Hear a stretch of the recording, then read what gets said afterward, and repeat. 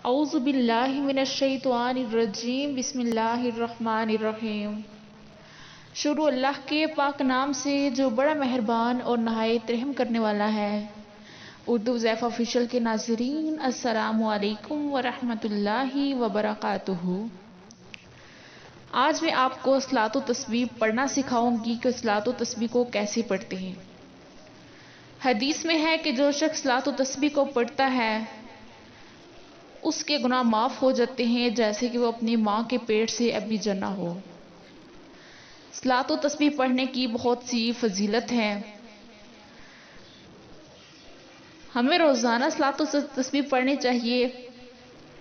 اگر روزانہ بھی نہ پڑھ سکیں تو ہفتے میں ایک دفعہ، اگر ہفتے میں ایک دفعہ بھی نہ پڑھ سکیں تو مہینے میں ایک دفعہ پڑھنی چاہیے۔ اگر مہینے میں بھی ایک دفعہ نہ پڑھ سکیں تو سال میں ایک دفعہ ضرور پڑھنی چاہیے۔ اگر ہم سال میں بھی ایک دفعہ نہیں پڑھ سکتے تو ہمیں اپنی زندگی میں ایک دفعہ ضرور پڑھنی چاہیے۔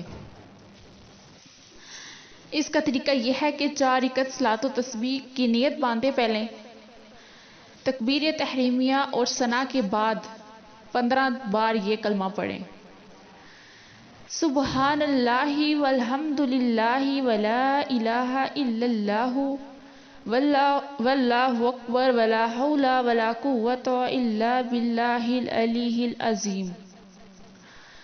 15 بار آپ نے یہ کلمہ پڑھنا ہے تکبیر تحریمیہ اور ثنا کے بعد۔ پھر تعوذ اور تسمیہ پڑھنا ہے، یعنی اعوذ باللہ من الشیطان الرجیم، بسم اللہ الرحمن الرحیم، اور سورہ فاتحہ اور کوئی دوسری سورت پڑھ کر 10 بار پھر یہی کلمہ پڑھنا ہے۔ پھر رکوع میں سبحان ربی العظیم کے بعد 10 بار یہی کلمہ پڑھنا۔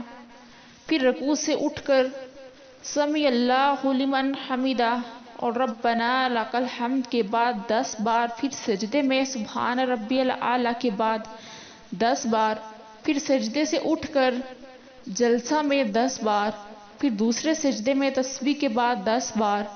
پھر کھڑے ہو کر بسم اللہ الرحمن الرحیم سے پہلے 15 بار۔ پھر اسی ترتیب سے 4 رکعتیں پڑھیں۔